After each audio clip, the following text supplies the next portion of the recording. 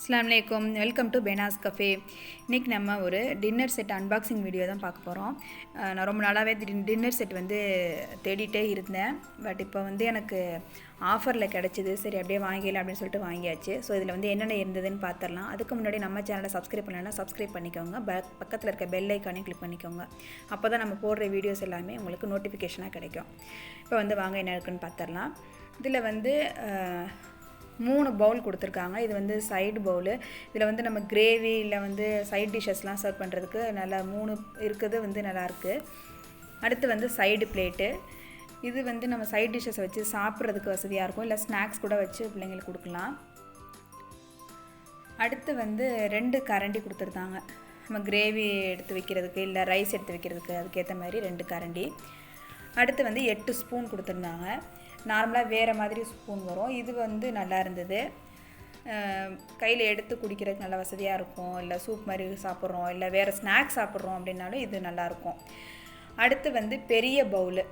இதில் மூடியில் ஒரு ஹோல் இருந்தது. அது நல்லா இருந்தது. ஏன்னா நம்ம உள்ளே வைக்கிற சாப்பாடு எதுவும் வேர்த்து வடியாமல் இருக்கிறதுக்காக இந்த ஹோல் கொடுத்துருக்காங்க. ஸோ நம்ம சோறு சூடாக வைக்கிறோம் அப்படின்னாக்கா அது சூடு வெளியே போகாமல் நம்ம மூடி வச்சுருவோம். ஸோ அந்த நேரத்தில் வேர்த்து வடியாமல் இருக்கும். அதுக்கு நல்லா ஹெல்ப்ஃபுல்லாக இருக்கும்.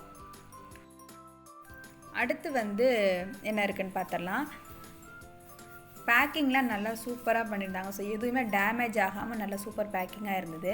ஸோ அடுத்து என்ன இருந்ததுன்னு பார்த்தோன்னா இதில் சூப் பவுல் மாதிரி கொடுத்துருந்தாங்க. இது ஒரு 8 பவுலு. ஸோ 8 பவுல் இருக்கிறதுனால நல்லாயிருக்கும். இது ரொம்ப பெருசாகவும் இல்லை, சின்னதாகவும் இல்லை. இது நம்ம டெசர்ட்லாம் வச்சு நம்ம ஃப்ரீசரில் வச்சு நம்ம டெசர்ட் மாதிரி ஏதாவது செய்கிறோம் அப்படின்னாலும் டேரெக்டாக அப்படியே செஞ்சு அப்படியே சர்வ் பண்ணிடலாம். இல்லை பிள்ளைங்களுக்கு சூப் ஏதாவது கொடுக்குறோம், கஞ்சி மாதிரி கொடுக்குறோம் அப்படின்னாலும் இந்த பவுலில் கொடுக்குறதுக்கு நல்ல வசதியாக இருக்கும். அடுத்து மெயின் பிளேட்டு, நம்ம மெயினாக சாப்பிட்ற சாப்பாடு தட்டு. இது ஒரு 8 இருந்தது. ஸோ இதுவும் நல்லா இருந்தது. ஆனால் கொஞ்சம் ஃப்ளாட்டாக இருந்தால் நல்லாயிருக்கும் அப்படின்னு தோணுச்சு. லைட்டாக கொஞ்சம் குழிவாக இருக்குது. கொஞ்சம் ஃப்ளாட்டாக இருந்தால் சாப்பிட்றதுக்கெலாம் கொஞ்சம் ஈஸியாக இருக்கும் அப்படின்னு தோணுச்சு.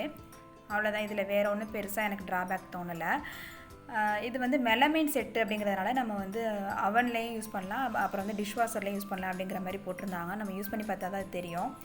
லாஸ்ட்டாக ஒரு ஓவல் ட்ரே. இது நம்ம டீ ட்ரே மாதிரி யூஸ் பண்ணலாம். இல்லை ஈவினிங் ஸ்நாக்ஸுக்கு யாராவது கெஸ்ட்டு வராங்க அப்படின்னா நம்ம ஸ்நாக்ஸ் ஏதாவது எடுத்து வைக்கிறதுக்கு சர்விங் ட்ரே மாதிரி கூட யூஸ் பண்ணலாம். ஸோ இந்த மாதிரி தான் செட்டு இருந்தது.